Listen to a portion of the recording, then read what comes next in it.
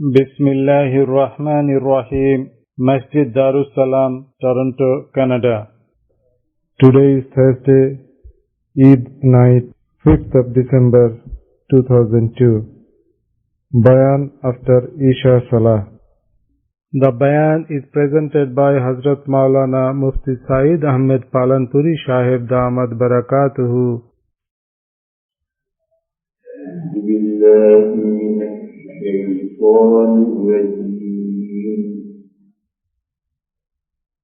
بسم الله الرحمن الرحيم. شهر رمضان الذي أنزل فيه القرآن هدى للناس وبينات من الهدى والفرقان، فمن شهد منكم الشهر فليصم، ومن كان مريضا أو على سفر فعدة من أيام أخر، يريد الله بكم اليسر ولا يريد بكم العسر، ولتكملوا العدة ولتكبروا الله على ما هداكم ولعلكم تشكرون. وإذا سألك عبادي عني فإني قريب أجيب دعوة الداعي إذا دعان، فليستجيبوا لي وليؤمنوا بي لعلهم يرشدون.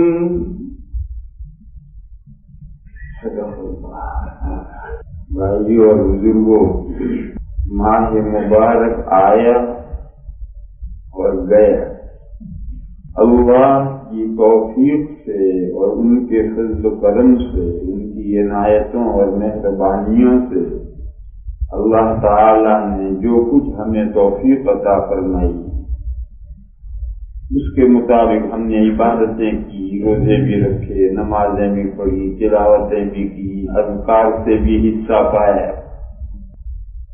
اللہ پاک جل شانہ امن والہ نے مہینے کے ختم پر ایک خاص عمل مشروع، ایک خاص عمل کی طرف اشارہ فرمایا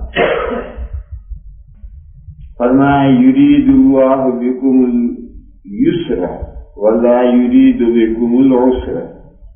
اس کا تعلق تو پیچھے سے وَلِتُكْمِلُوا الْعِدَّةَ، اس کا بھی تعلق پیچھے. اس کے بعد ہے وَلِتُكَبِّرُوا اللَّهَ عَلَى مَا هَدَاكُمْ، اور تاکہ تم اللہ کی بڑائی بیان کرو اس بات پر کہ اللہ نے تمہیں ہدایت بخشی، اللہ نے تمہیں راہ دکھائی. اللہ کے تم کو راہ دکھانے پر تم اللہ کی بڑائی بیان کرو. یہ ایک عمل ہے جو اس مہینے کے ختم پر ہے. جب اس مہینے کا شمار مکمل ہو جائے، 29 دن یا 30 دن پر مہینہ مکمل ہو جائے، تو اس کے بعد یہ عمل ہے. دوسرا عمل ہے وَلَعَلَّكُمْ تَشْكُرُونَ، اور تاکہ تم اللہ کا شکر بجا لو. یہ دو عمل ہیں اس ماہ مبارک کے ختم پر. ان دو عملوں پر کیسے عمل کرنا، یہ دو اللہ پاک کی جو ارشاد ہے اس پر کیسے عمل کرنا. نبی پاک صلی اللہ تعالی علیہ وسلم جو قرآن کریم کے سب سے پہلے شارح ہیں، اور نبی پاک صلی اللہ تعالی علیہ وسلم نے کوئی شرح اپنی طرف سے نہیں کی. آج کوئی مفسر شرح کرتا ہے تو وہ اپنے ذہن سے کرتا ہے، اس میں احتمال رہتا ہے کہ ممکن بات صحیح ہو، ممکن بات میں غلطی ہوئی ہو، ہر مفسر کی بات میں یہ احتمال ہے. لیکن اللہ کے رسول صلی اللہ تعالی علیہ وسلم جو کچھ بیان فرمائیں گے وہ اللہ کی طرف سے بیان فرمائیں گے، لہذا اللہ کے رسول کی تفسیر میں کوئی احتمال غلطی کا نہیں. اللہ کے رسول جو تفسیر کریں گے وہ اللہ کی طرف سے کرتے ہیں. اس کی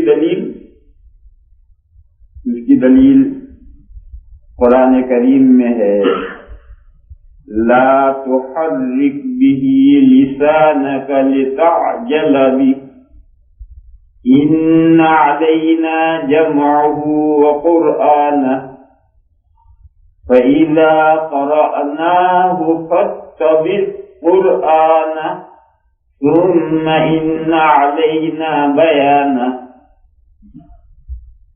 ان آیت کریمہ کا شان نزول یہ ہے کہ جب وحی نازل ہوتی تھی تو نبی پاک صلی اللہ تعالی علیہ وسلم حضرت جبرائیل کے ساتھ ساتھ پڑھتے جاتے تھے، کیونکہ حضرت جبرائیل تو ایک مرتبہ پڑھ کر سنائیں گے اور سنا کر چلے گئے. اب ایک مرتبہ سننے کے بعد جو ذہین لوگ ہوتے ہیں وہ ایک مرتبہ سننے کے بعد یاد کر لیتے ہیں، لیکن پھر بھی کلمہ دو کلمہ ادھر ادھر ہو سکتا ہے یاد میں. اس لیے نبی پاک صلی اللہ تعالی علیہ وسلم حضرت جبرائیل کے ساتھ ساتھ من میں دل میں اور ہو سکتا ہے زبان سے بھی آہستہ آہستہ ان کے ساتھ ساتھ پڑھتے ہوں تاکہ ساتھ میں وہ جب وہی پوری ہو جائے تو وہ وہی حضور کو یاد ہو چکی ہو.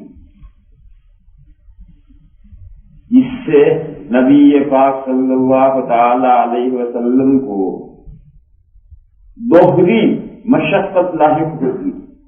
ایک تو خود وحی کا اتنا بوجھ پڑتا تھا کہ سخت سردی میں حضور کے ماتھے پر سے پیشانی پر سے پسینے کے قطرے ٹپ ٹپ گرنے لگتے. جب وہی نازل ہوتی ہے سخت سردیوں میں تو پسینہ ماتھے پر سے پسینے کے قطرے گرنے لگتے. ایک صحابی بیان کرتے ہیں کہ میں اتفاقاً حضور کے قریب بیٹھا اور وہی شروع ہوئی تو وہی حضور کے جو پیر یوں تھے تو حضور کا پیر ان کے پیر پر گر گئے. اب وہ اپنا پیر نیچے سے کھینچ تو سکتے نہیں. فرماتے ہیں کہ اتنا میرے پیر پر بوجھ پڑا کہ بس مجھے یقین ہو گیا کہ میرا پیر پھٹ جائے گا. اتنا بوجھ ان کے پیر پر اتنا پڑا. کبھی اونٹنی پر حضور تشریف فرما ہوتے تھے اور وہی کا نزول شروع ہوتا تھا تو اونٹنی چلانے لگتی تھی، زبان نکال ڈالتی تھی اور اگلے گھٹنے سے ٹیک دیتی تھی اور رک جاتی. اس اونٹنی پر اتنا بوجھ پڑتا. تب ظاہر ہے کہ جب اونٹنی پر اتنا بوجھ پڑ رہا ہے، اس صحابی کی ران پر اتنا بوجھ پڑ رہا ہے تو پھر حضور پر کتنا بوجھ پڑتا ہوگا اور کتنا بوجھ پڑتا ہوگا تو سردیوں میں پسینہ ٹپکنے لگتا ہوگا. ایسی صورت میں یقین وہی کے کیچ کرنے کا بوجھ اتنا ہے، پھر پڑھنا ہے ساتھ میں. تو اس سے حضور کو دوہری مشقت لاحق ہوتی تھی. چنانچہ یہ آیت پاک نازل ہوئی، لا تحرک به لسانک، نہ ہلائیں آپ قرآن کے ساتھ اپنی زبان کو. معلوم ہوا کہ حضور سرن پڑھتے تھے، من میں دل و دماغ میں نہیں پڑھتے تھے. دل و دماغ میں تو کوئی بھی بات سن رہا ہے تو دل و دماغ میں تو پڑھتا ہی. سرن پڑھتے تھے. سرن پڑھنا یہ ہے جس کی مقدار ہے ادنا مقدار ہے تصحیح حروف، یعنی زبان اٹھے اپنے اپنے مخرجوں پر لگے، حروف کی ادائیگی ہو اور آواز نہ تو پڑوسی سنے نہ خود آدمی کے کان میں پہنچے. یہ سرن پڑھنے کا ادنا درجہ. اور اس کا اعلیٰ درجہ یہ ہے کہ حروف صحیح ہوں، زبان ہلے، مخرج پر لگے، مخرج ادا ہوں، حروف ادا ہوں اور خود اپنی آواز اپنے کان میں سنے اور کوئی دوسرا شخص کندھے تک اپنا کان لائے تو اسے بھی سنائی دے. یہ سر کا اعلیٰ درجہ ہے. بعض لوگ پڑھتے ہیں ان کے ہوٹ بند ہے، پڑھتے ہیں اللہ جانے کیا پڑھتے ہیں، من میں پڑھتے ہیں، من میں پڑھنے سے نماز نہیں ہوتی۔ اس مسئلے کو سمجھنا چاہیے، بعض لوگوں کو معلوم نہیں، وہ پڑھتے ہیں من میں پڑھتے ہیں، دل و دماغ میں تصور میں پڑھتے ہیں، ان کی زبان نہیں ہلتی، ان کے ہوٹ نہیں ہلتے، ان کی داڑھی نہیں ہلتی، یہ پڑھنے سے نماز نہیں ہوگی، پڑھنے کا کم سے کم جو درجہ ہے۔ ایسا ہی کئی لوگوں نے یہ مسئلہ پوچھا کہ جب ہم جماعت سے نماز پڑھ رہے ہوں، جب رکوع سجدے میں جائیں گے تو ہم تکبیر کہیں گے یا نہیں؟ یہ مسئلہ کئی لوگوں نے پوچھا۔ اس کا مطلب ہے کہ لوگوں کے ذہنوں میں یہ ہے کہ مقتدیوں کو کوئی کچھ نہیں کہنا، امام جیسا کرے ایسا کرتے رہو۔ ایسا کچھ لوگ ہیں بیچاروں کو الگ سے بھی ہیں، اس لیے سمجھو کہ تمام جو امام تکبیریں کہے گا وہ ساری تکبیریں مقتدیوں کو بھی کہنی، سنت ہے۔ بعضا تکبیریں اتنی زور سے کہتا ہے اور رکوع میں اور سجدے میں جو تسبیح ہے اتنی زور سے پڑھتا ہے کہ دائیں والا بھی پریشان، بائیں والا بھی پریشان، دائیں اور بائیں والا اپنی تسبیحیں بھول جاتا ہے، یہ اتنی زور سے تسبیحیں کہتا ہے، یہ بھی سنت کے خلاف ہے۔ رکوع سجدے کی تکبیریں اور تسبیحیں سب سرن مسنون ہیں، جہرن نہیں، اور دائیں والے نے سن لیا اور بائیں والے نے سن لیا تو یہ سر نہیں رہا، یہ جہر ہو گیا۔ اس لیے یہ خاص طور پر جماعت کی نماز میں اس سے بچنا ضروری ہے۔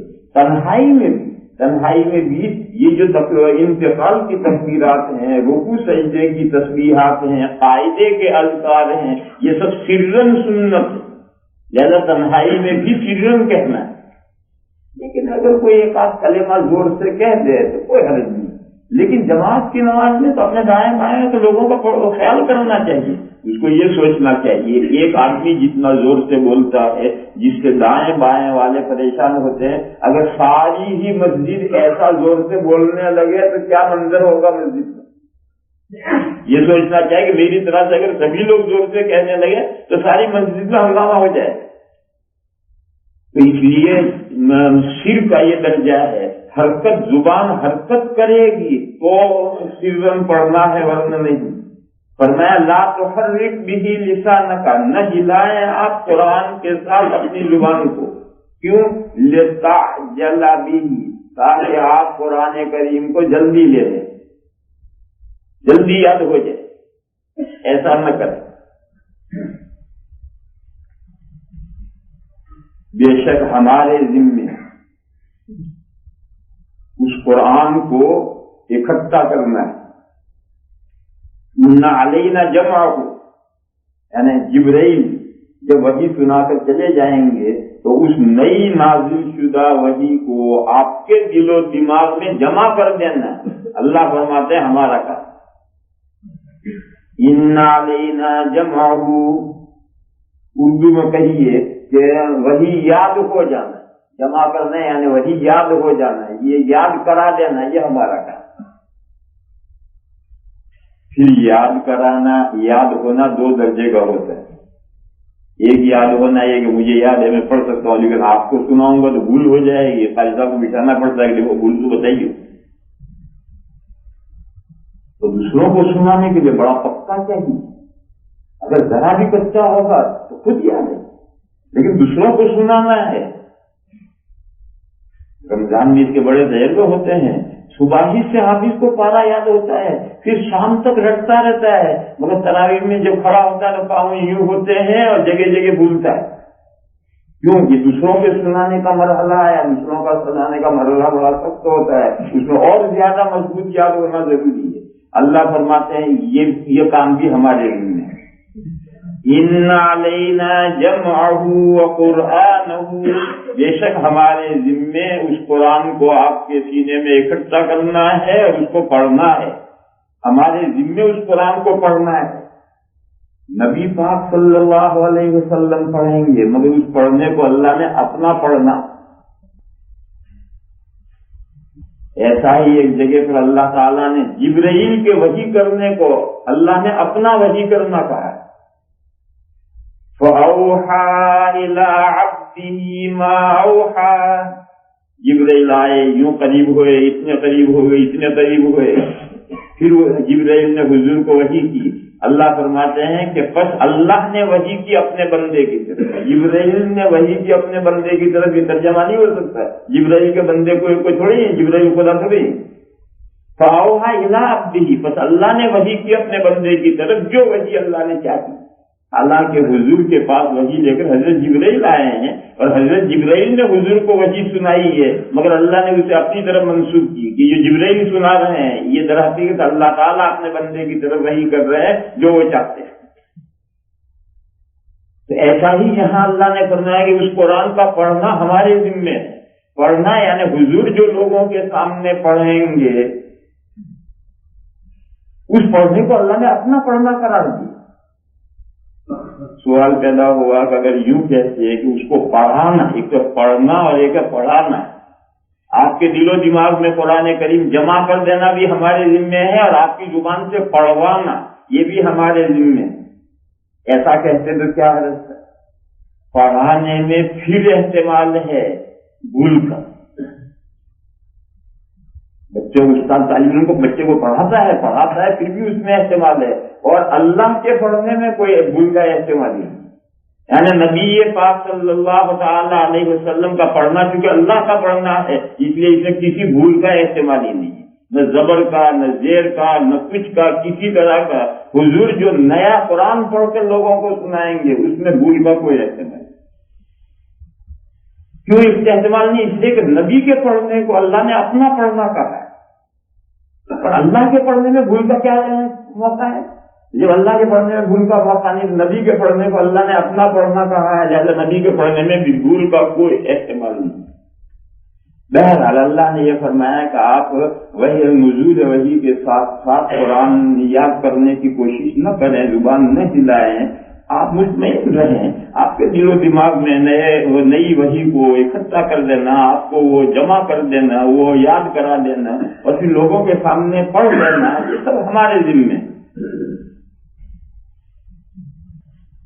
सुम्मा, फिर अरबी में सुम्मा आता है तराफी के लिए, आगे पीछे फासले से, एक पहले एक पीछे। फिर हमारे जिम्मे है उस कुरान को खोलना। सुम्मा इन्ना अलैना बयानहु, फिर बेशक हमारे जिम्मे है उस कुरान को वाज़े करना, उस कुरान की वजाहत करना, तफसीर करना, ये हमारे जिम्मे। ये जो अल्लाह ताला ने अपने जिम्मे बयान दिया है, यही बयान हदीसों की शक्ल में आया है। क्यों? कुरान करीम तो सारा अल्लाह के यहाँ से आया, फिर अल्लाह ने वो बयान जो किया है, अपने जिम्मे बयान दिया, वो बयान कहाँ है? वो बयान नबी पाक सल्लल्लाहु ताला अलैहि वसल्लम की जुबान से करवाया है, और उन्हीं को अहादीस शरीफा कहते हैं। जब ये अहादीस शरीफा अल्लाह की तरफ से बयान है, नबी पाक सल्लल्लाहु ताला अलैहि वसल्लम ने ये सारी बातें खोली है अल्लाह ही की तरफ से, तो उसमें भूल का क्या इस्तेमाल है, उसमें गलती का क्या इस्तेमाल है? इसलिए मुफस्सिरीन की तफसीर में इस्तेमाल है कि उनकी राय हो, बात सही न हो, लेकिन अल्लाह के नबी की जो तफसीर है उसमें कोई इस्तेमाल नहीं है भूल का, इसलिए कि वो तफसीर अल्लाह के नबी की नहीं है, अल्लाह के नबी की जुबान से अल्लाह ने वो तफसीरें की। नबी पाक सल्लल्लाहु ताला अलैहि वसल्लम ने इसकी तफसीर की 3 चीजों से। ये 2 बातें, और ताकि तुम अल्लाह की बड़ाई बयान करो और ताकि तुम अल्लाह का शुक्र बजा लाओ, इन दोनों बातों की तफसीर नबी पाक सल्लल्लाहु ताला अलैहि वसल्लम ने 3 बातों से की। तकबीर तशरीफ से, नमाज ईद से, और इस रात की दुआओं से। ये जो रात शुरू हुई है, जो ईद की रात है, इस रात में दुआएं मांगो अल्लाह, और फिर अगले दिन से तकबीरें शुरू करो, फिर 2 रकातें ईद की नमाज अदा करो, उसमें भी एक्स्ट्रा तकबीरें रखी।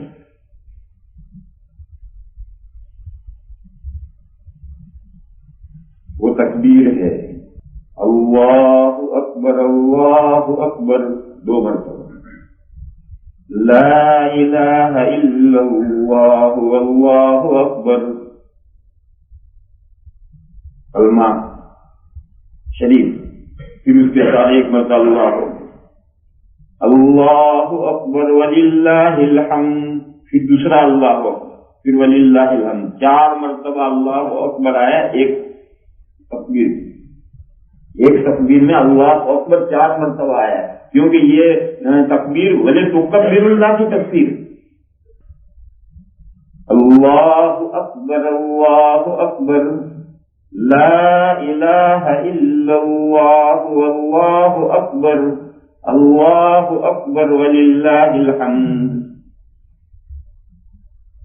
یہ اگلی صبح جب ہو، اس صبح کے بعد اس کا کثرت سے ذکر کرو، تسبیح پڑھو. یہ اس دن کا خاص بابرکت عمل ہے، لیکن سرن پڑھنی، چلانا نہیں. وہ آج کے دن کا یہ خاص عمل ہے، ذکر ہے. تکبیر پڑھو جتنی پڑھ سکو. پھر جب عید کی نماز کے لیے چلو تب بھی راستے میں یہ تکبیر پڑھتے پڑھتے چلو، سرن زور سے نہیں، دل میں آہستہ سے یہ تکبیر پڑھتے پڑھتے پہنچو.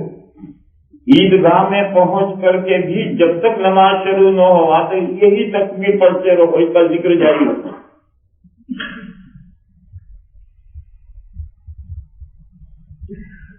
پھر 2 گانے شکر پڑھنا ہے، لعلکم تشکرون.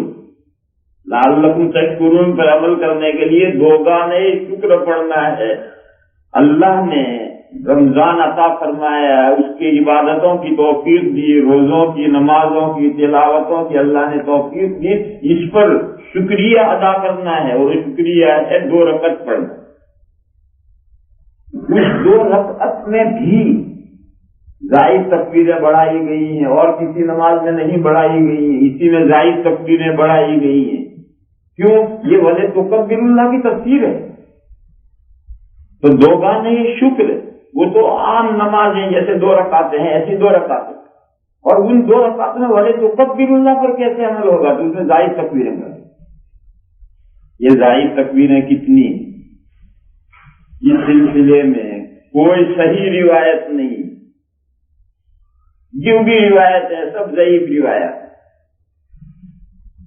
ایک روایت یہ ہے کہ دونوں رکعتوں میں 8 تکبیریں ہیں، زائد نہیں، 8 تکبیریں.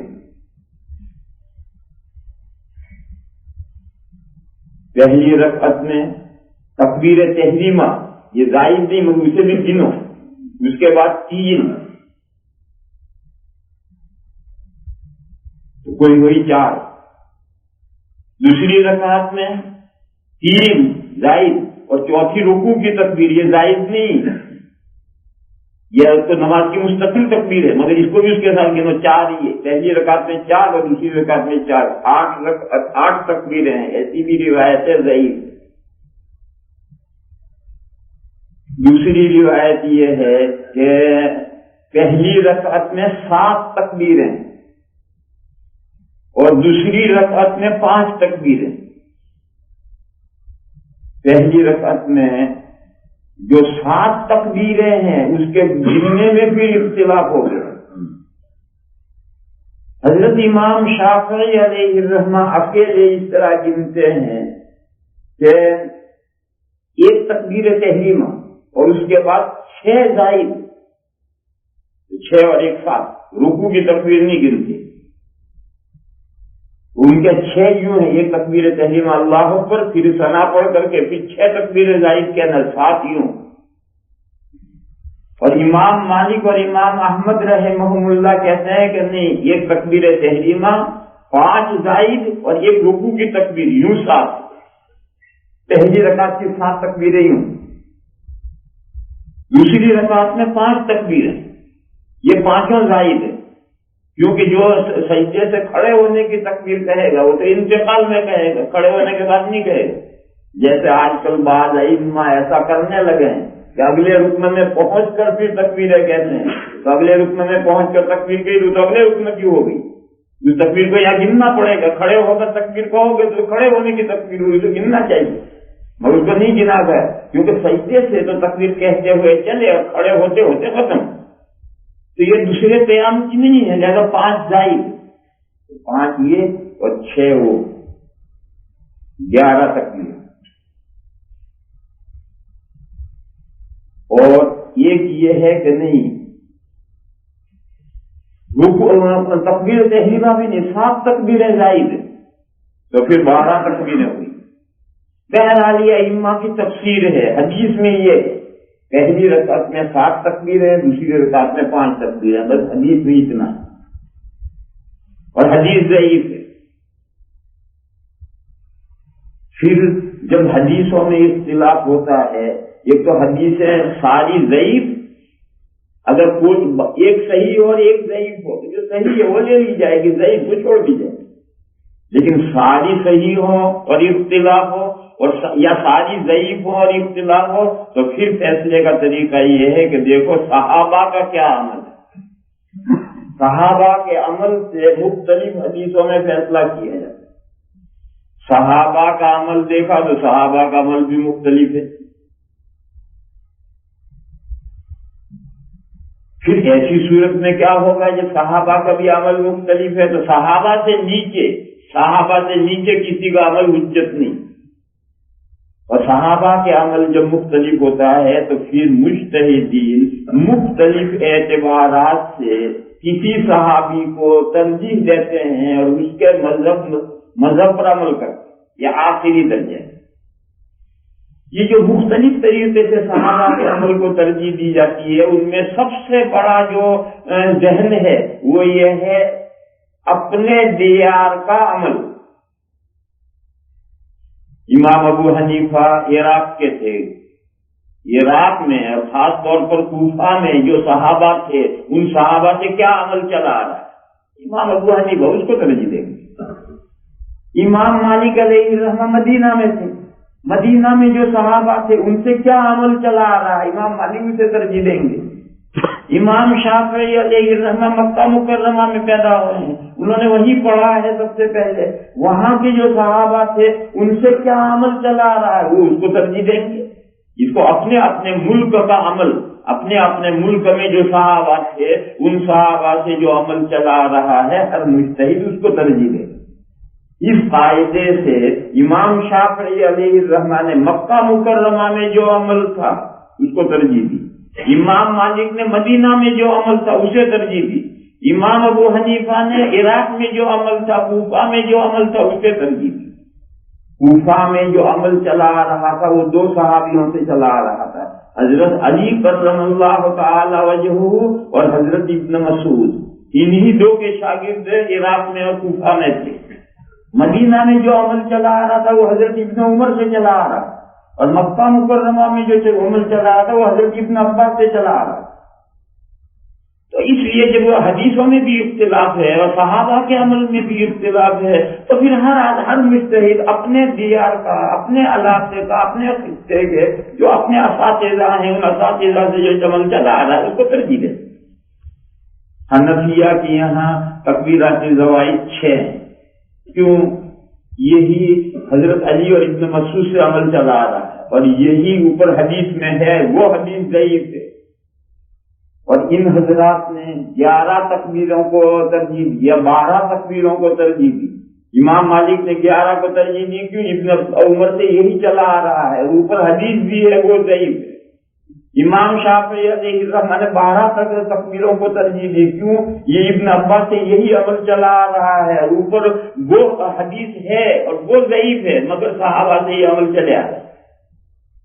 یہ مجتہدین میں جو صورتیں ہوتی ہیں ترجیحات کی، اس کی یہ شکلیں ہوتی ہیں۔ یہ میں اس لیے نہیں بیان کر رہا ہوں کہ آپ حضرات سمجھیں، اس لیے نہیں بیان کر رہا، بلکہ اس لیے بیان کر رہا ہوں کہ آپ حضرات سمجھیں کہ یہ گورکھ دھندا ہمارے بس کا نہیں، یہ سب باتیں ہمارے بس کی نہیں ہیں، یہ تو ان لوگوں کی بس کی ہیں جنہوں نے اپنی پوری زندگیاں اس کے پیچھے لگائی ہیں اور رات دن پوری زندگیاں اس میں لگے رہے ہیں، یہ ان کا کام ہے، ہمارا کام یہاں تک پہنچنا نہیں ہے، اس لیے میں سمجھا رہا ہوں۔ بہرحال مجھے تو بتانا یہ تھا کہ نماز عیدین کی نماز میں ہی تکبیرات زائد کیوں، वाई। تو میں نے بتایا کہ یہ جو عیدین کی نماز ہے یہ نبی پاک صلی اللہ تعالی علیہ وسلم نے وَلِتُكَبِّرَ اللہ کی تفسیر کی، اللہ کی بڑائی بیان کرنے کی سب سے اعلیٰ شکل یہ، اور لعلکم تشکرون کی بھی یہی تفسیر۔ پھر نماز پوری ہوگی، نماز پوری ہونے کے بعد میں خطبے ہوں گے۔ دیکھو یہ اصل ہے، نماز پہلے خطبے بعد میں۔ خطبے کے معنی کیا؟ تقریر، تقریر بعد میں۔ اکٹھا کیوں ہوئے ہیں؟ تقریر سننے اکٹھا ہوئے؟ دو گانے شکر، اللہ کی احسانات کا شکریہ بجانے کے لیے 2 رکعت نماز پڑھنے کے لیے اکٹھا ہوئے۔ سب سے پہلے نماز پڑھو، نماز پڑھ چکے، اب کرو تقریر سنو۔ تو اصل یہی ہے کہ نمازیں پہلے پڑھی جائیں، تقریریں خطبے بعد میں۔ جمعہ میں بھی ایسا ہی تھا کہ نماز پہلے پڑھی جاتی تھی، خطبے بعد میں پڑھے جاتے تھے۔ لیکن ایک واقعہ پیش آیا ہے، اس کے بعد سے جمعہ میں تبدیلی کر دی گئی کہ خطبہ پہلے کر دیا، نماز بعد میں کر دی۔ وہ واقعہ وہی جس کا قرآن کریم میں ذکر ہے، وَإِذَا رَأَوْا تِجَارَةً أَوْ لَهْوًا انفَضُّوا إِلَيْهَا وَتَرَكُوكَ قَائِمًا۔ ایک جمعہ کو ایسا ہوا کہ حضور جمعہ پڑھا چکے، جمعہ پڑھا کر حضور خطبہ دے رہے تھے کہ ایک تجارتی قافلہ آیا اور اس نے ڈھول بجایا۔ تو مجمع جو تھا یہ خیال کر کے کہ نماز تو ہم پڑھ چکے ہیں، تقریر تو سنتے ہیں، باقی تو اگلے جمعہ کو سن لیں گے، اور وہاں دیر سے پہنچیں گے تو ہو سکتا ہے بعض چیزیں ہمارے پہنچنے سے پہلے بک جائیں ہمارے حصے میں نہ۔ جلدی سے اٹھے، گھر سے پیسے تھیلا لے کر کے وہاں خریداری کرنے پہنچ گئے، اور حضور تقریر کرتے رہے اور مجمع میں کل 12 آدمی رہ گئے، باقی سب چلے گئے۔ کیوں چلے گئے؟ انہوں نے یہ سوچا کہ تقریر ہے تو پھر ہر جمعہ کو سنتے، اور وہاں دیر سے پہنچیں گے تو ہو سکتا بعض چیزیں ہاتھ نہ آئیں۔ اس واقعے کے پیش آنے کے بعد میں خطبہ پہلے کر دیا۔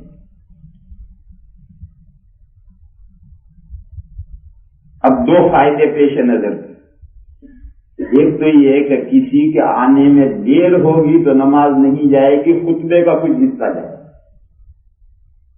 اور خطبہ تو نماز کے لیے شرط ہے مگر اس کا سننا شرط نہیں۔ جمعہ کی نماز کی صحت کے لیے خطبہ تو شرط ہے، خطبہ دینا تو شرط ہے مگر اس کا سننا شرط نہیں۔ اگر جمعہ کی پہلی رکعت میں جو آخر ملتا ہے اس کا بھی جمعہ صحیح ہو جاتا ہے، اور فرض کرو سارا مجمع بہرے ہو، کوئی سنتا نہیں، سب بہروں کی گیدرنگ ہے، اور امام صاحب ڈنڈا لے کر عصا لے کر کے خطبہ دے رہے ہیں، لو سن کوئی نہیں رہا، جمعہ صحیح ہو جائے گا، جمعہ صحیح ہو جائے گا، کہ کسی نے سنا تو نہیں، سننا شرط نہیں، دینا خطبہ دینا شرط ہے۔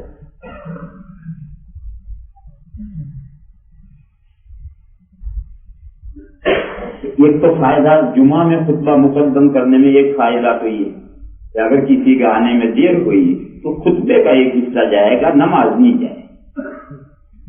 اور عید میں کسی کے آنے میں دیر ہوگی، کیسے دیر ہوگی؟ اس دن تو تیری چھٹی ہے، دیر کیسے ہوگی؟ تجھے جاب پر تو جانا نہیں، پھر دیر کیسے ہوگی؟ اور سال بھر سے جس چیز کا انتظار ہو عید کا، اس عید میں کیسے دیر کرے گا کوئی، کیسے پیچھے رہے گا؟ یہ خیال بھی نہیں تھا کہ آگے زمانے میں جا کر ایسے بھی لوگ ہوں گے جو عید میں بھی دیر سے آئیں گے، 1 رکعت چلی جائے گی، 2 رکعت چلی جائیں گے، ایسے بھی مسلمان آئیں گے، تو خیال ہی نہیں ہے۔ بہرحال واقعی اگر مسلمان ہے تو وہ کیسے دیر کا، جس کا سال 6 مہینے سے انتظار ہے اس عید کا، اس میں دیر کیسے کرے؟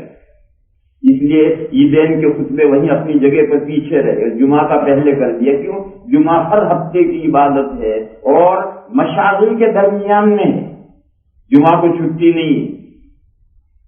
اقبال کہتے ہیں در مذہب ما آدینہ نیس، ہمارے مذہب میں آدینہ یعنی جمعہ نہیں ہے، جیسے دوسرے مذہب والوں کے یہاں، عیسائیوں کے یہاں سبوت ہے، یہودیوں کے نہیں، یہودیوں کے یہاں، جوئش کے یہاں سبوت ہے، سبت میں وہ کوئی کام نہیں کرتے۔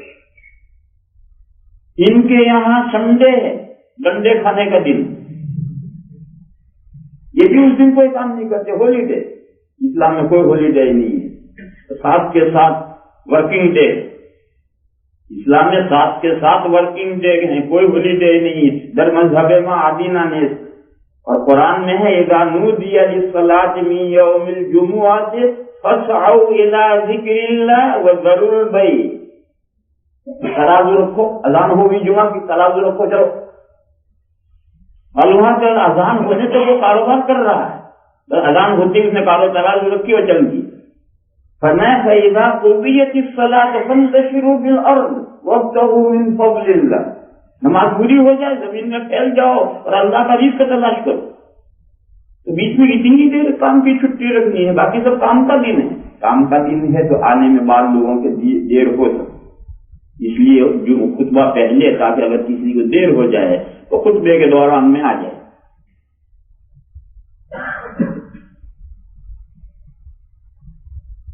یہی جب مدینہ شریف پھیلا، حضور کے زمانے میں تو چھوٹی بستی، جب خلفائے راشدین کے زمانے میں مدینہ پھیلا اور حضرت عمر رضی اللہ تعالی عنہ کے زمانے میں خود اتنا پھیل گیا کہ خطبہ شروع ہونے سے پہلے لوگ نہیں آ پاتے، اور اس کا تجربہ پھر حضرت عثمان کو ہوا تھا۔ یہ قصہ ہے، حضرت عمر فاروق رضی اللہ تعالی عنہ جمعہ کا خطبہ دے رہے ہیں، دوران خطبہ حضرت عثمان تشریف لائے، آ کر بیٹھے تو حضرت عمر نے ٹوکا اور کہا کہ یہ وقت جمعہ کے لیے آنے کا کیا وقت ہے، یعنی اتنی دیر سے آپ کیوں آئے؟ حضرت عمر نے خطبے کے دوران ہی ان کو ٹوکا تو حضرت عثمان نے جواب دیا کہ میں بازار میں تھا، میں نے جمعہ کی اذان سنی، اذان سنتے ہی بازار سے چلا ہوں، گھر جا کر کے صرف وضو کر کے آیا ہوں، کبھی رکا نہیں ہوگی۔ تو حضرت نے دوسری ڈانٹ پلائی اور فرمایا آل وضو ایضاً، صرف وضو کر کے آئے ہو؟ آپ جانتے ہیں کہ حضور نے ہمیں حکم دیا ہے کہ جمعہ کے دن غسل کر کے آئیں۔ یہ بات چیت ہو کر کے پھر خطبہ آگے شروع ہو۔ یہ واقعہ حضرت عثمان کے ساتھ پیش آ چکا ہے، وہ بازار سے گھر جا کر وضو کر کے آئے ہیں سیدھے، اور خطبہ کا کچھ حصہ گزر گیا ہے، کیوں بازار دور ہو گیا ہے۔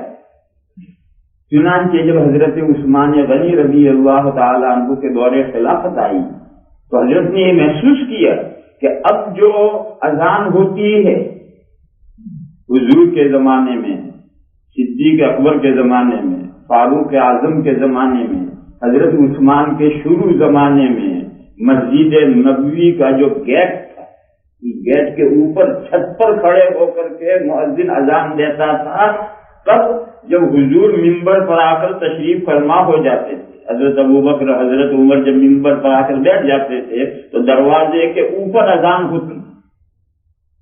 اس اذان کے دو مقصد، ایک مقصد تو تھا پورے غائبین، پورے شہر کو اطلاع دینا کہ نماز کے لیے آ جاؤ، اور ایک مسجد میں جو لوگ ہیں ان کو اطلاع دینا کہ خطیب صاحب ممبر پر آ گئے ہیں، اب اپنی نماز وغیرہ بند کرو، خطیب صاحب کا خطبہ سننے کے لیے آمادہ ہو جاؤ۔ ان دو مقصد کے لیے وہ اذان دی جاتی ہے۔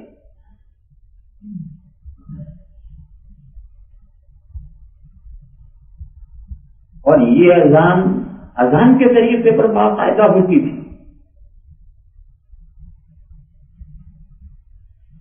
پھر جب وہ اذان پوری ہو جاتی تھی تو خطیب کھڑا ہو کر خطبہ دیتا تھا، اور اس اذان پوری ہونے کے دوران میں لوگ زیادہ تر آ ہی جاتے، وہ ایک کا دکھا پیچھے رہ جاتا تھا، باقی زیادہ تر لوگ اذان پوری ہوتے ہوتے آ جاتے۔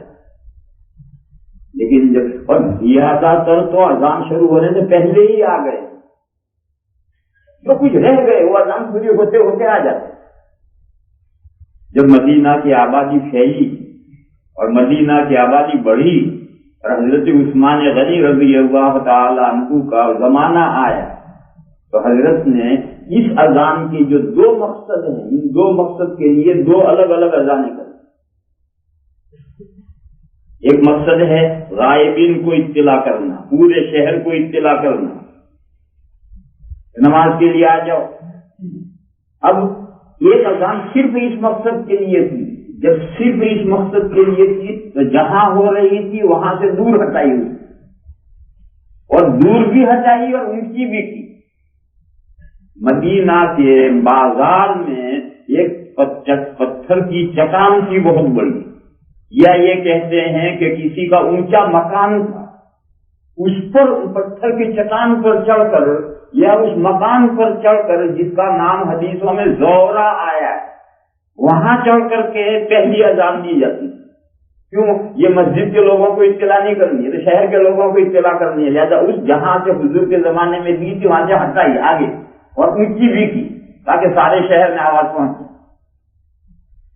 پھر اس اذان کے بعد حضرت عثمان غنی رضی اللہ تعالیٰ عنہ اتنی دیر ٹھہرے رہتے تھے کہ ان کا یہ اندازہ ہوتا کہ اب لوگ سب آ گئے ہوں گے، تب حضرت تشریف لاتے تھے، منبر پر آ کر بیٹھتے تھے۔ اب دوسرے مقصد کے لیے دوسری اذان، یعنی مسجد میں جو لوگ ہیں ان کو یہ اطلاع کرنی ہے کہ بھئی اب تیار ہو جاؤ، اپنی نمازیں اذکار بند کرو، قرآن شریف ہوگا اوپر، جو اپنے نیت بند رہی ہے وہ جو پہلا اسٹیشن آیا وہاں سلام پھیرو، اور اب خطیب صاحب آ گئے تقریر خطبہ دینے کے لیے ان کا خطبہ سنو۔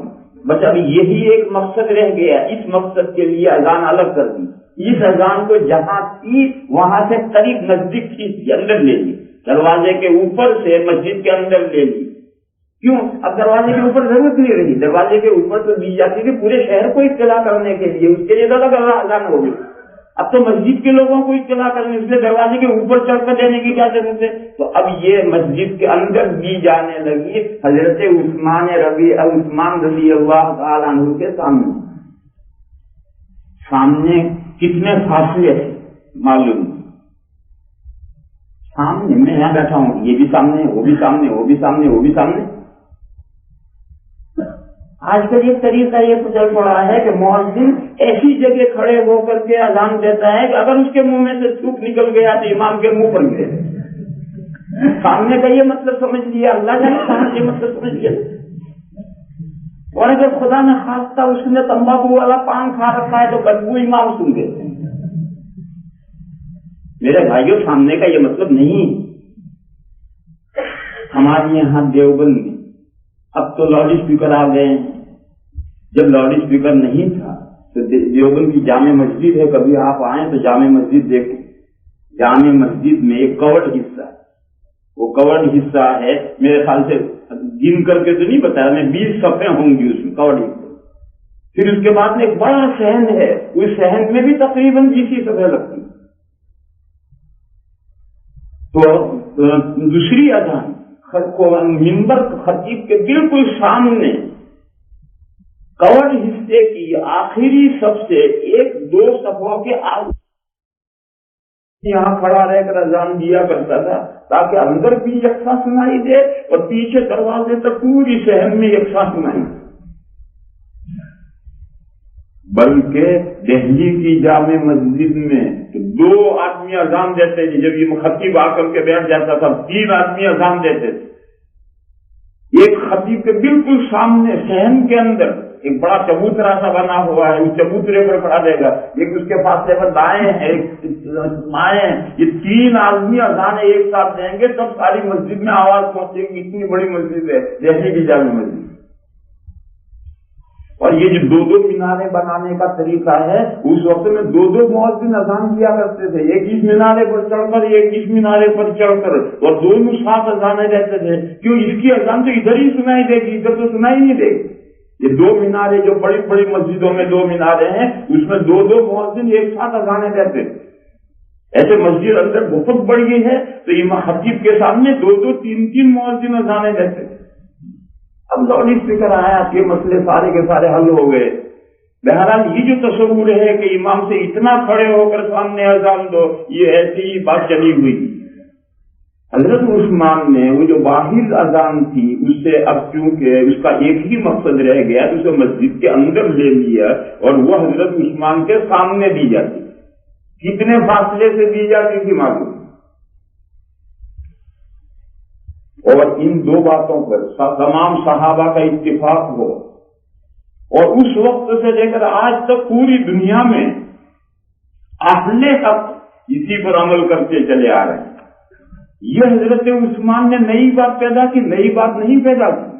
हुजूर के जमाने से एक अजान जो दो मकसद लेकर दी जाती थी, उन दो मकसदों के लिए दो अलग अलग अजानें कर दी। कोई नई बात पैदा नहीं की, उसका एक तरीका बदला है। तो मैं अर्ज कर रहा था कि जुमा के दिन चूंकि कारोबार है और कारोबार छोड़कर आना है तो उसमें ये देर हो सकती है, इसलिए अजान मुकद्दम की जाती थी, खुतबे भी मुकद्दम, फिर अजान, फिर उसमें भी आने में देर हुई तो उसको और अलग करके पहले की गई। और ईद के दिन में ये सब इस्तेमाल ही नहीं, इसीलिए ईद के दिन अजान नहीं। सारी नमाजों के लिए जो गैदरिंग के साथ पढ़ी जाती है उनके लिए अजान और इकामत है, अजान ईदैन के लिए अजान और इकामत क्यों नहीं? वाई का जवाब ये है कि जब ईद की नमाज पढ़ने का वक्त आए तो सारे आ चुके हैं, किसे इत्तला कर रहे हो, बुला रहे हो। तो रात से इमाम साहब पीछे पड़े थे, 8:15 बजे होगी, 8:15 बजे होगी, 8:15 बजे होगी, और वो सारे वक्त पर इत्तलाएं दी जा चुकी हैं और वो सारे के सारे आ चुके हैं। अब अजान किसके लिए होगी? दूसरी बात, ईदैन पढ़ी जाती जंगल में। ये तो अब हम अपनी मजबूरियों की वजह से पढ़ते हैं, बाकी असल ईदैन पढ़ी जाती जंगल में। अजान कहाँ देंगे? ईदैन की अजान कहाँ देंगे? गांव में देंगे, शहर में देंगे तो कहाँ देंगे? जंगल में देंगे तो जंगल में मोर नाचा किसने देखा? जंगल में अजान दोगे उसकी आवाज शहर में कहाँ पहुंचेगी? और शहर में पहुंचेगी लोगे, वो कहता हैया अला सलाह, तो लोग वहीं नमाज पढ़ने जाएंगे, नमाज तो जंगल में होनी। तो ये वजूह है जिसकी वजह से ईदैन में अजान नहीं। और तकबीर अजान की छोटी बहन है। जब बड़ा भैया नहीं तो बहन छोटी कहां से हो? ये जो अजान है ये अजान सानी है। सानी कब है? जब अव्वल हो तो सानी हो। तो इस वजह से तकबीर भी नहीं है, क्योंकि अजान नहीं है इसलिए तकबीर नहीं है। अजान क्यों नहीं है वजह बताइए, वो तकबीर इसलिए नहीं। दूसरी वजह, अजान, तकबीर और अजान ये फराइज के लिए, फराइज के अलावा नमाजों के लिए अजान और तकबीरें शरीयत ने नहीं रखी हैं। ये फराइज का इम्तियाज है। और ईदैन बहरहाल फराइज नहीं है, उससे नीचे के दर्जे की हैं। बाद अइम्मा तो सुन्नत कहते हैं, हनफिया के यहाँ वाजिब हैं, जैसे वित्रों के लिए कोई अजान और इकामत नहीं, इसीलिए ईदैन के लिए अजान और इकामत नहीं। तो बहरहाल मैं अर्ज कर रहा था कि ये जो खुतबा बाद में दिया जाएगा, ये खुतबा भी तकबीरों से शुरू हो। पहला खुतबा 9 तकबीरों से शुरू हो और वो 9 तकबीरें यूं हैं: अल्लाहु अकबर, अल्लाहु अकबर, अल्लाहु अकबर, अल्लाहु अकबर, अल्लाहु अकबर, अल्लाहु अकबर, अल्लाहु अकबर, अल्लाहु अकबर, अल्लाहु अकबर, अल्हम्दुलिल्लाहि रब्बिल आलमीन। अब खुतबा शुरू हो। पहले 9 तकबीरें कहेंगे और 9 तकबीरें कहकर फिर अपना खुतबा शुरू हो। फिर दूसरा खुतबा जब शुरू होगा तो वो 5 या 7 तकबीरों से शुरू होगा। कितनी है मुझे याद नहीं, 7 है। दूसरा खुतबा जो है वो 7 तकबीरों से होगा। इन 7 तकबीरों का मतलब बहुत से लोग नहीं समझते। वो 7 ये कि शुरू में 7 मरतबा अल्लाह अकबर को, अल्लाहु अकबर, अल्लाहु अकबर, अल्लाहु अकबर, अल्लाहु अकबर, अल्लाहु अकबर, अल्लाहु अकबर, अल्लाहु अकबर, अल्हम्दुलिल्लाहि रब्बिल आलमीन, खुतबा शुरू। तो देखो जगह जगह तकबीरें आएंगी। ईद के दिन सुबह से तकबीरों का जिक्र शुरू करो, नमाज पढ़ो उसमें तकबीरें शुरू करो, खुतबा पढ़ो उसमें तकबीरें शुरू करो। ये सब वले तो कब्बिरुल्लाह पर अमल। और खुद नमाज ये लअल्लकुम तशकुरून पर अमल है। ये 2 गाने शुक्र है और शुक्र का ये कामिल दर्जा है। ये 2, आपको कोई भी खुशी की बात मालूम हो, आपके घर में विलादत हुई, अल्लाह ने लड़का या लड़की इनायत फरमाई, آپ اس کا شکریہ بجا لانا چاہتے ہیں، وضو کیجیے یا پہلے سے وضو اٹھیے، شکریہ کی نیت سے نیت باندھیے 2 رکعت نماز۔ یہ جو 2 رکعت نماز پڑھی یہ شکر کا اعلیٰ درجہ ہے، اور شکر کا کم سے کم درجہ یہ ہے کہ آپ سجدے تلاوت کی طرح سے سجدہ کیجیے، سجدے شکر، اور یہ بھی نبی پاک صلی اللہ تعالی علیہ وسلم سے ثابت ہے۔ باوضو ہونا اس میں بھی شرط ہے، وضو ہو تو اب اللہ اکبر کہہ کے سجدے میں جائیے، تسبیح پڑھیے، اور جو اللہ کا شکر بجا لانا ہو آپ عربی میں شکر بجا لائیے، اور پھر اللہ اکبر کہہ کر اٹھ جائیے، یہ شکر کا اتنا درجہ ہے۔ بہرحال یہ جو 2 رکعت یہ لعلکم تشکرون کی تفسیر۔ تیسرا عمل جو اس پورے کے دوران ہے، اس رمضان کے ختم سے، رمضان مغرب پر ختم ہو گیا، رمضان مغرب پر ختم ہو گیا، اب یہ شوال شروع ہو گیا۔ اب اس رمضان کے ختم ہونے کے بعد یہ پوری رات، اگلا پورا نماز ختم ہو کر خطبہ ختم ہو وہاں تک دعا کرنی، اللہ مانگی، اللہ یہ خاص وقت ہے اللہ سے مانگی۔ پھر نماز پڑھ کر کے خطبہ سن کر دعا پوری ہو کر چلے گئے، اب پھر آگے عام وقت ہو۔ باقی یہ وقت جو ہے یہ رات اور نماز کا خطبہ ختم ہونے تک یہ وقت دعا کا ہے، لہٰذا اس رات میں بھی میرے بھائیوں مانگو۔ حدیث شریف میں ہے، حدیث ضعیف ہے مگر اعمال میں، فضائل اعمال میں ضعیف حدیثیں جمہور کے نزدیک معتبر ہیں۔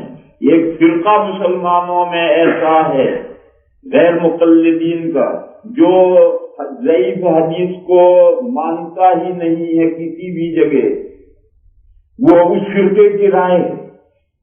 چاروں ائمہ کے ماننے والے، دنیا میں میجورٹی انہی کی ہے، 99% مسلمان پوری دنیا میں انہی 4 ائمہ کو ماننے والے ہیں، ان کو جمہور کہتے ہیں، جمہور کا معنی میجورٹی۔ جمہور کی رائے یہ ہے کہ ضعیف حدیث سے کوئی عمل تو ثابت نہیں ہو سکتا، لیکن کسی ثابت عمل کا ثواب بیان کیا گیا ہو، اس کی کوئی فضیلت بیان کی گئی ہو، اس کی کوئی خوبی بیان کی گئی ہو، تو اس میں ضعیف حدیث معتبر ہے۔ تو اس رات کی فضیلت میں حدیث شریف ہے کہ جو شخص اس رات کو زندہ کرے گا اللہ تعالی اس کے دل کو زندہ رکھیں گے، اس دن جس دن دل مر جائے گا۔ دل مریں گے جب ہماری موت آئے گی، اس وقت اللہ تعالیٰ اس کے دل کو زندہ رکھے گا جو اس رات کو زندہ کرے۔ رات کو زندہ کرنا کیا ہے؟ پوری رات جگنا، یہ زندہ کرنا یہ ضروری نہیں، پوری رات جگنا ہے نہیں، رات میں جو تمہارا حصہ ہے جتنا سونا ہے اتنا سو، لیکن رات کو ضائع مت کرو، جتنا بیدار رہ سکتے ہو سہولت کے ساتھ اتنا بیدار ہو، اور پھر بیدار رہ کر بچے مت کھاؤ، گپ مت کرو، خوشیاں مت اڑاؤ، اللہ کی عبادت بندگی میں لگو، تلاوت کرو، نفلیں پڑھو، ذکر کرو، فکر کرو، سوچو سال کیسا گزارا، اگلا سال تمہیں کیسا گزارنا ہے، گئے ہوئے سال میں زندگی میں کیا کوتاہیاں رہ گئی، آگے آنے والے سال میں ان کوتاہیوں کو کیسے دور کرنا ہے، یہ سوچنا یہ بھی ایک عبادت۔ تو یہ اس رات کو زندہ رکھنا ہے، زندہ کرنا ہے،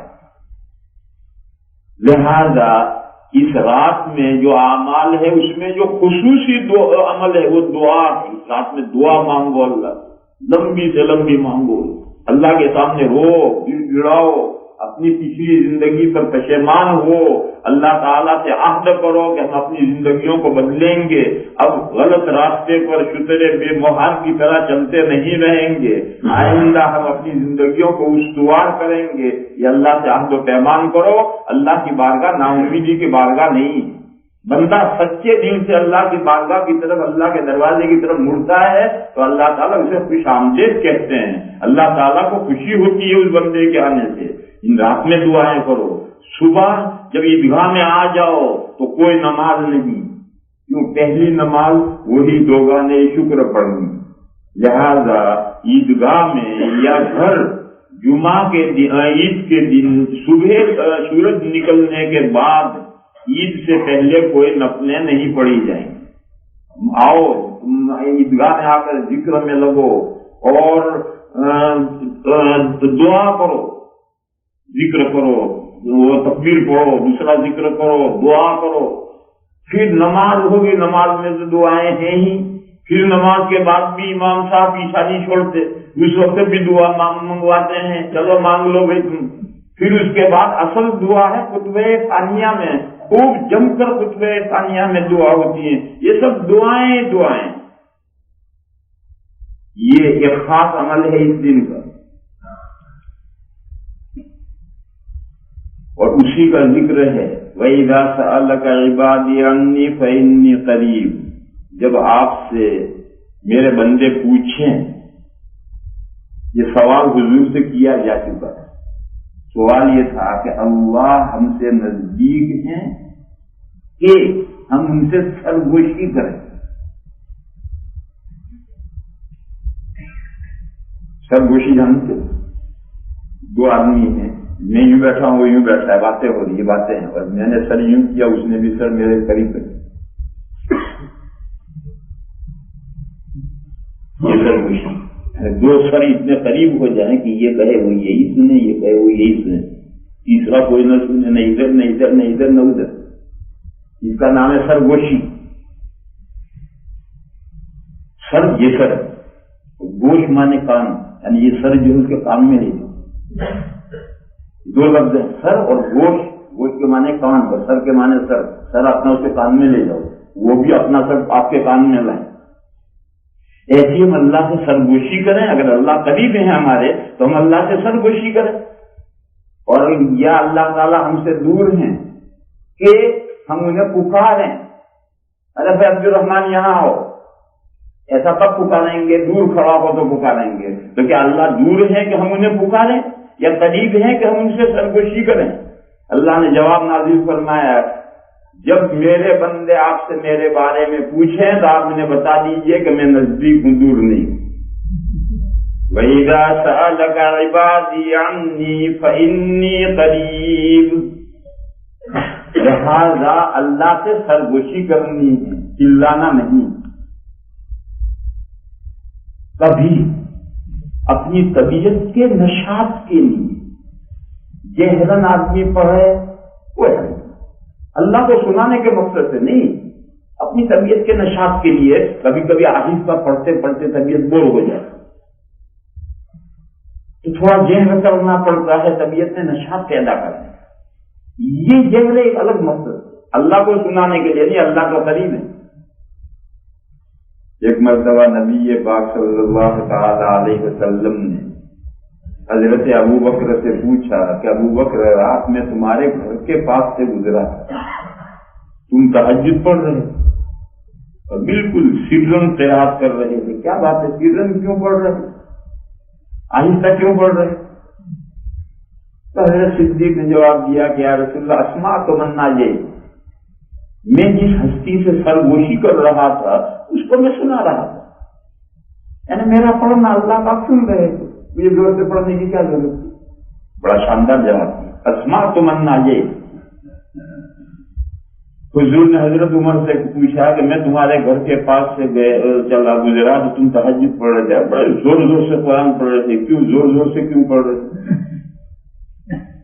تو انہوں نے فرمایا کہ وہ قِذُ الْوَسْنَانِ وَاطُرُ الشَّيْطَانِ، میں زور سے اس لیے پڑھ رہا تھا کہ گھر میں جو سوئے پڑے ہیں، اونگ رہے ہیں، وہ اٹھے بیدار ہوں اور وہ بھی تہجد میں لگیں، اور شیطان کو بھگاؤ۔ شیطان جہاں تک ذکر کی آواز پہنچتی اتنا ٹھہر نہیں سکتا، اس کو دور سے دور جانا ہے، تو شیطان کو دھکے دے رہا تھا، بھگا رہا تھا، اور گھر والوں کو، سونے والوں کو جگا رہا تھا۔ میں نے بڑا شاندار جواب دیا۔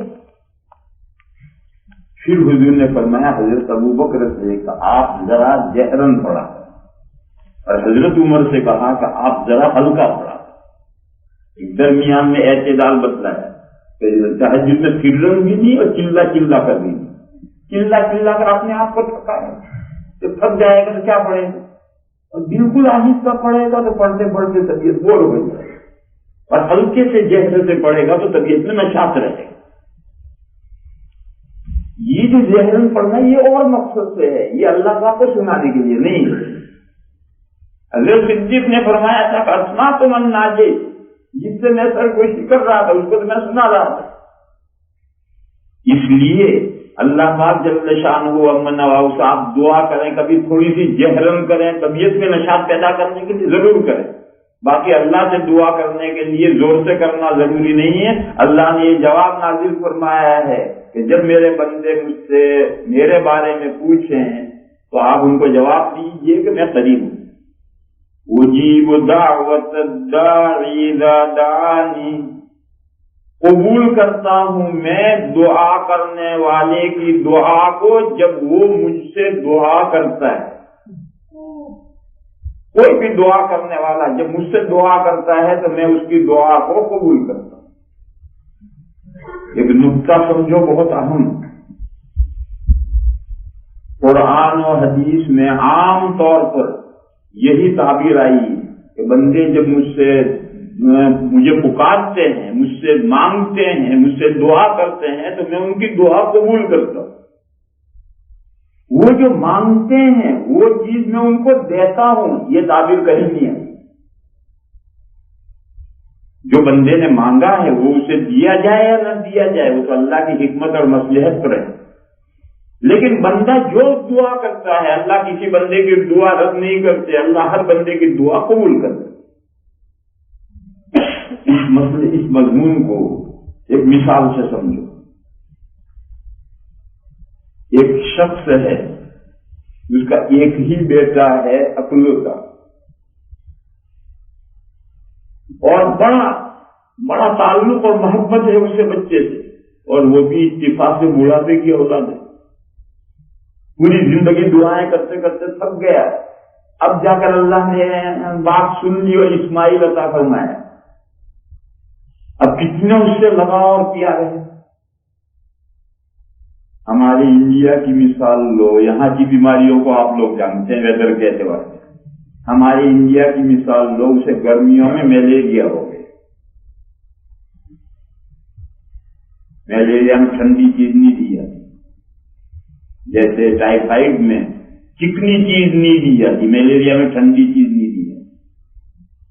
دوپہر کو کلفی بیچنے والا لاٹھی لے کر سڑک پر روزانہ گزرتا ہے اور وہ ٹن ٹن ٹن بجاتا ہے اور چلاتا ہے کلفی لو، اور بچے گھر میں سے بے تحاشا روپیہ لے کر بھاگتے ہیں اور جا کر کلفی لاتے ہیں۔ اب یہ شخص جس کا یہ بیٹا ملیریا میں ہو گیا ہے، یہ بھی روز کلفی کھانے کا عادی ہے، مالدار باپ کا بیٹا ہے، پیسوں کی کمی نہیں ہے، لاڈلا ہے، اکلوتا ہے، ہمیشہ کلفی کھاتا ہے۔ اب جب ملیریا ہو گیا اور بخار تیز ہے، ملیریا ہے، اور وہ کلفی والا گزرا، اس نے گھنٹی بجائی اور بچہ بےتاب ہو گیا، ابا کلفی لاؤ۔ بولو اب کیا کرے گا ابا جب وہ کہتا ابا کلفی کھانی مجھے؟ ابا یہ نہیں کر سکتا، چپ چاپ پڑا کھانا ہے، کبھی الو کا پتہ نہیں کا ملیریا ہو رہا ہے کلفی لفظ ہے، ایسا نہیں جاتے گا۔ یہ مہربان شفیق باپ اس سے بے حد محبت کیا کہتے ہیں، ہاں ہاں بیٹا کلفی ہاں ہاں ابھی منگوا اور آئیے لے 5 روپے کلفی لا جلدی۔ اب وہ 5 روپے لے گئے ہو گئے اور لاری والا آگے بڑھ گیا، بچہ بھول گیا، وہ آئے گا کلفی دے۔ کلفی کب دے گا؟ جب کا اس کا ملیریا کا علاج ہو جائے گا، ڈاکٹر برف کی اجازت دے گا تب اسے برف دے گا۔ کیا اس کی زندگی سے باپ کو کھیلنا ہے؟ باپ کو اس کی زندگی سے نہیں کھیلنا، مگر جو روز کہتا ہے ابا کلفی دکھو تو اس کا ڈیمانڈ رد بھی نہیں کرے گا، اس کا مطالبہ قبول کر لے گا، مگر دے گا نہیں اس کو کلفی۔ کلفی کب دے گا؟ جب ڈاکٹر اجازت دے۔ اس مثال میں سمجھو، کسی کا مطالبہ ڈیمانڈ مان لینا یہ الگ مسئلہ ہے، اور جو اس نے مانگا ہے ریکویسٹ کی یہ دینا، یہ اس کی مصلحت کے پیش نظر ہوگا، اس کی مصلحت ہے تو دیا جائے گا ورنہ نہیں دیا جائے گا۔ اسی طرح سے میرے بھائیوں، اللہ پاک کسی بندے کوئی دعا رد نہیں کرتے. اللہ کو اپنے بندوں سے اس بات سے زیادہ پیار ہے. اس بات کو اپنے اکلوتے بیٹے سے جتنا پیار ہے اس سے زیادہ اللہ کو اپنے بندوں سے پیار ہے. اللہ کسی بندے کا دل نہیں توڑتے، ہر بندے کی دعا قبول کرتے. لیکن بندے نے جو مانگا ہے وہ بندے کی مصلحت ہوگی تو ملے، نہیں ہے تو ملنا ضروری نہیں. جس صورت میں مصلحت ہوگی اللہ دے دیں گے، لیکن اگر مصلحت نہ دینے کی ہوئی تو پھر یہ دعا اس کی جو قبول کر لی ہے یہ کیا ہوگی؟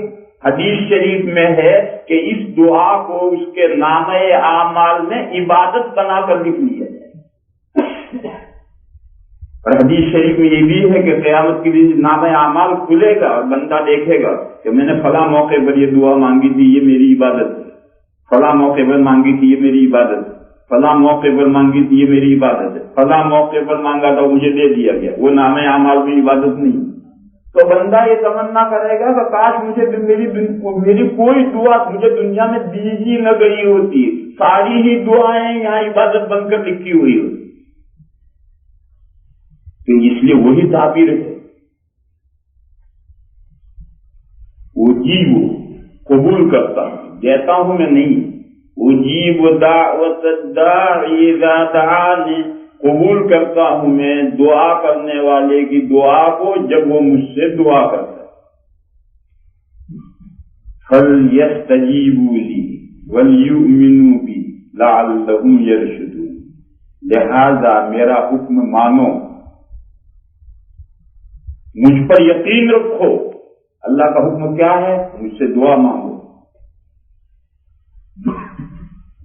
قرآن کریم میں ہے کہ ان الذین یستکبرون عن عبادتی سیدخلون جہنم داخلین.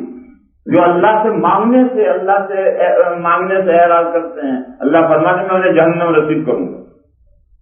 مانگو. باپ کو یہ پسند ہے کہ اس کے بچے اسے مانگیں. اب بچے بے نیاز بنیں گے، ابا کو عیدی دینی ہو دیں گے، نہیں دیں گے ہمارے پاپ کو. اس سے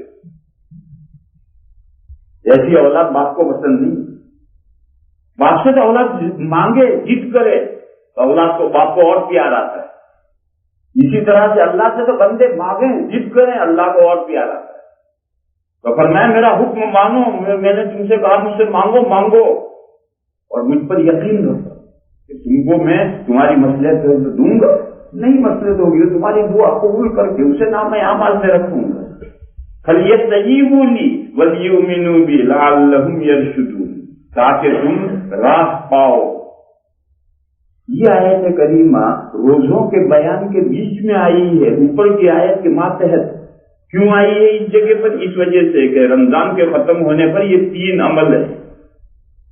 اللہ کی بڑائی بیان کرنا، اللہ کا شکر بجانا، اللہ سے مانگنا.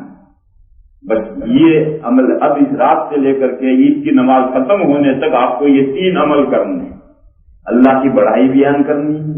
وہ صبح صادق سے شروع ہوگی، تکبیریں شروع کرو، پھر تکبیریں چلتی رہیں گی.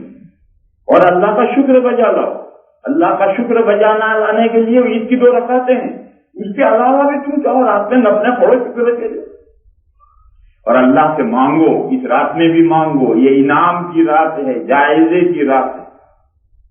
حدیث شریف میں ہے کہ مزدور جب مزدوری مکمل کرتا ہے، ملازم جب نوکری پوری کرتا ہے، کام فنش کرتا ہے، تو اس کا استحقاق ہو جاتا ہے اجرت پانے کا.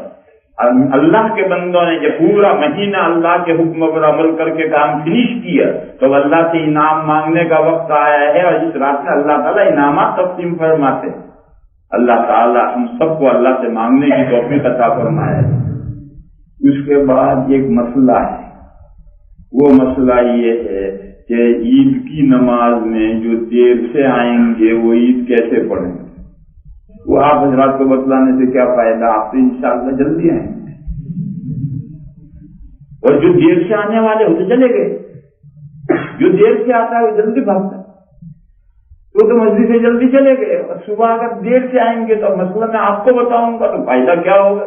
جن کو بتانا ہے وہ جا چکے. پھر بھی بتا دو، آپ دوسروں تک منتقل کر سکتے. اگر کوئی شخص پہلی رکعت میں ایسے وقت آ کر شامل ہوا کہ تکبیریں گزر چکی تو وہ نیت کر کے تکبیر تحریمہ کہے گا اللہ اکبر، پھر اس کے بعد وہ 3 تکبیریں کہے گا اللہ اللہ اللہ۔ اب امام کی قرأت سنیں، جب بھی پہلی رکعت میں جب بھی کوئی آ کر شریک ہوگا تکبیریں گزر چکی ہیں، وہ تکبیر تحریمہ کہہ کر شامل ہو کر اپنی 3 زائد تکبیریں کہہ کر پھر آگے قرأت سنیں۔ ہاتھ نہ اٹھائے، ہاتھ اٹھانا سنت ہے، تکبیر واجب۔ دیکھو مسئلہ، قاعدے میں بیٹھا ہے ایک آدمی، التحیات پڑھ رہا، ابھی پوری نہیں ہوئی، امام سب کھڑے ہو گئے، وہ اپنی التحیات پوری کر دے اٹھے، کیونکہ التحیات واجب، امام کا فالو نہیں کرے۔ اور التحیات کے بعد درود شریف دعا پڑھنی ہے، ابھی پوری نہیں ہوئی اور امام نے سلام پھیر دی، امام کے ساتھ سلام پھیرے گا اور جہاں تک پڑھا ہے وہیں چھوڑ دے، کیونکہ درود شریف اور آگے دعا یہ سنت اور امام کا فالو ضروری ہے، لہٰذا اس سنت کو نہیں چھوڑ دے گا اور فالو کرے گا، سلام پھیر دے۔ لیکن التحیات واجب ہے اور فالو بھی واجب ہے، لہٰذا اس واجب کے لیے اس واجب کو نہیں چھوڑے گا، تحیات پوری کر کے کھڑا ہو۔ تو اسی طرح سے امام کی قرأت سننا بھی واجب ہے اور یہ 6 زائد تکبیریں بھی واجب ہیں، لہٰذا یہ آ کر تکبیر تحریمہ کہہ کر نماز میں شامل ہو کر پہلے 3 زائد تکبیریں کہہ کر پھر قرأت سنیں۔ اب یہ ایسا مسئلہ ہے کہ جو کوئی جانتا ہی نہیں، اور جو دیر سے آنے والے ہیں وہ ہیں ہی نہیں، تو آپ حضرات کے جاننے سے کیا ہوتا ہے؟ ایسے وقت آ کر شامل ہوا کہ امام پہلی رکعت کے رکوع میں جا چکا، اب وہ جو آیا ہے وہ نیت کر کے تکبیر تحریمہ کہہ کر، اگر اسے یہ ظن غالب ہو کہ میں کھڑے 3 تکبیریں کہہ کر رکوع میں جاؤں گا تو امام کو رکوع میں پاؤں گا، تو پھر اسے تکبیر تحریمہ کہہ کر کھڑے 3 زائد تکبیریں کہہ دی، پھر رکوع کی 4تھی تکبیر کہہ کر رکوع میں جا کر امام کے ساتھ شامل ہو۔ اور اگر یہ ظن غالب ہے کہ میں تکبیریں کہہ کر رکوع میں جاؤں گا تو امام صاحب رکوع سے نہیں مٹ لیں، وہ کھڑے ہو جائیں، تو پھر وہ تکبیر تحریمہ کھڑے کہے۔ تکبیر تحریمہ کھڑے ہونے کی حالت میں کہنا ضروری شرط ہے، اگر تکبیر تحریمہ جھکتے ہوئے کہی تو نماز ہی شروع نہیں ہوئی۔ اس مسئلے سے بھی لوگ بہت غافل ہیں، تکبیر تحریمہ ہر نماز میں کھڑے ہونے کی حالت میں کہنا شرط ہے۔ تکبیر تحریمہ کہہ کر کے اب دوسری رکوع کی تکبیر کہہ کر رکوع میں چلے جائے، اور رکوع میں پہنچ کر تسبیح مت پڑھو، وہ 3 تکبیریں پڑھو، مگر اس میں ہاتھ نہیں اٹھائے، بغیر ہاتھ اٹھائے پہلے 3 تکبیریں پڑھو رکوع میں، 3 تکبیریں کہنے کے بعد وقت رہے تو رکوع کی تسبیح پڑھو، نہ وقت رہے امام اٹھ جائے تو 3 تکبیریں کہہ کر اٹھ جاؤ۔ یہ پہلی رکعت میں ہے، کب آ کر ملا؟ اس وقت یا رکوع میں جانے کے بعد، پھر 2 احتمال، پھر رکوع میں پہلی رکعت پوری مس ہو گئی، دوسری رکعت میں آ کر شامل ہو، تو دوسری رکعت میں تو تکبیریں آخر میں کہی جاتی رکوع سے پہلے، تو تکبیریں تو جائیں گی نہیں۔ سلام پھیرنے کے بعد جب اپنی 1 رکعت چھٹی ہوئی 1 رکعت پڑھنے کے لیے کھڑا ہوگا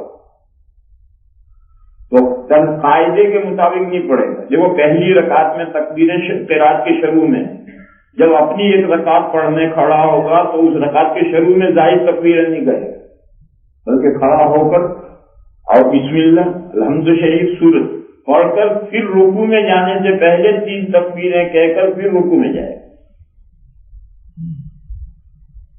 یہ سوال کہ پہلی رکعت میں تو تکبیریں قرات سے پہلے ہیں، مگر اگر ایسا کریں گے تو تکبیریں ایک ساتھ ہو جائیں گی۔ دیکھو پہلی دوسری رکعت میں امام نے تکبیریں کہیں آخر اور آپ کھڑے ہو کر شروع میں کہیں گے، دونوں رکعتوں کی تکبیریں ایک ساتھ ہو گئی، یہ کسی صحابی کا مذہب نہیں، تکبیریں الگ رہیں گی، چنانچہ امام ابو حنیفہ علیہ الرحمہ کے یہاں پہلی رکعت کی تکبیر رکعت کے شروع میں اور دوسری رکعت کی تکبیر قرات کے بعد ہے، دونوں رکعتوں کی قراءت ان تکبیروں کے بیچ میں، اور باقی تین اماموں کے نزدیک پہلی رکعت کی تکبیریں بھی قرات کے شروع میں اور دوسری رکعت کی تکبیریں بھی قرات کے شروع میں، تو دونوں تکبیروں کے بیچ میں پہلی رکعت کی قرات فاصل بن گئی۔ دونوں رکعتوں کی قرات ایک ساتھ یہ کسی صحابی کا مذہب نہیں، اس لیے قرات کے ذریعے سے فصل کرنے کے لیے جب اپنی ایک رکعت پڑھنے کھڑا ہوگا تو پہلے قرات کر کے پھر بعد میں تکبیریں کہہ کر کے سجدے رکوع میں جائے۔ اور اگر کوئی شخص امام کے ساتھ آ کر ملا، دونوں رکعتیں مس کر دوسری رکعت کے سجدے میں یا آخری قاعدے میں ملا تو آ کر شامل ہو جائے گا۔ جب امام سلام پھیرے گا تو کھڑا ہو کر کے وہ دونوں رکعتیں پڑھے گا جو عیدین کی نماز کا طریقہ ہے اس کے مطابق کھڑا ہوگا، کھڑے ہو کر ثنا پڑھے گا، پھر تین تکبیریں کہے گا ہاتھ اٹھا کر، پھر ہاتھ باندھ کر فاتحہ سورت پڑھے گا، رکوع کرے گا، دوسری رکعت میں کھڑا ہو کر قرات کرے گا، پھر تین تکبیریں کہے گا، پھر رکوع کر کے پھر قاعدہ کر کے سلام پھیرے گا۔ وآخر دعوانا الحمدللہ۔ اللهم صل وسلم وبارك على سيدنا ومولانا محمد وعلى آل سيدنا ومولانا محمد بعدد من صلى وسلم۔ یا الہ العالمین ہماری نیکیوں کو قبول فرما، یا اللہ ہماری کوتاہیوں سے درگزر فرما، یا اللہ اس ماہ مبارک میں جو کچھ ہم نے کیا وہ کھوٹا عمل ہے، مگر میرے مولا تیرا کرم ہو جائے تو وہ کھرا عمل بن جائے۔ میرے مولا اس کھوٹ کو معاف فرما اور اس عمل کو قبول فرما۔ یا اللہ ہمیں مزید نیکیوں کی توفیق عطا فرما، یا اللہ اس مبارک رات کی قدر کرنے کی توفیق عطا فرما، یا اللہ آنے والے دن میں دوگانہ یہ شکر ادا کرنے کی توفیق عطا فرما۔ یا اللہ ہماری مغفرت فرما، ہمارے ماں باپ کی مغفرت فرما اور تمام مسلمان مردوں کی اور مسلمان عورتوں کی مغفرت فرما۔ سبحان ربک رب العزۃ عما یصفون وسلام علی المرسلین۔